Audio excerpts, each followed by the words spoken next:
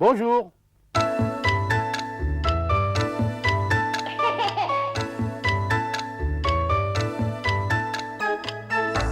Aujourd'hui, nous allons parler des systèmes concurrents de Mécano. Mécano, ce fut une chose extraordinaire. Cette invention de Frank Hornby arriva à un niveau extraordinaire avant-guerre.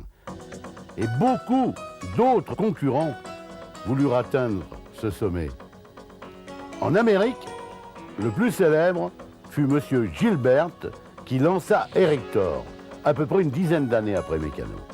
Erector eut beaucoup de succès aux États-Unis. Mais en France, on ne le connut pas tellement. Par contre, les petits Français ont pu acheter Constructor.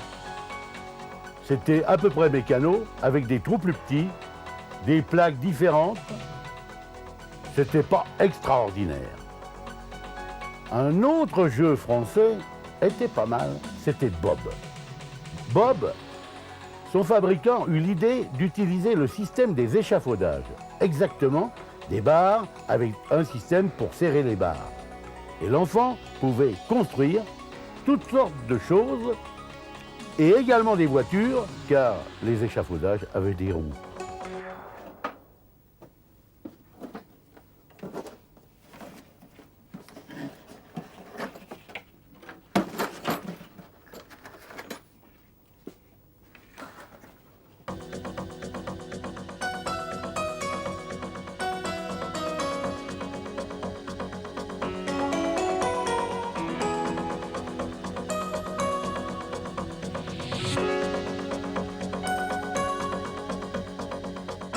Jep, la grande marque jouet de Paris qui fabriqua tant de trains, eut également son heure de gloire avec Mécanique.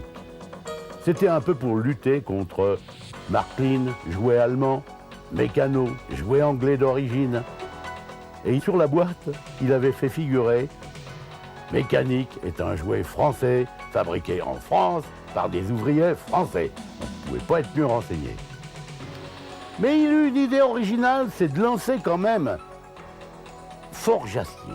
Forge-Acier, c'était un mécano à réaliser. Il offrait à l'enfant un véritable atelier. Et l'enfant n'avait qu'à s'attaquer à la construction de son modèle. La prochaine fois, nous irons à Valparaiso. Nous parlerons des bateaux. Mais ça, c'est une autre histoire.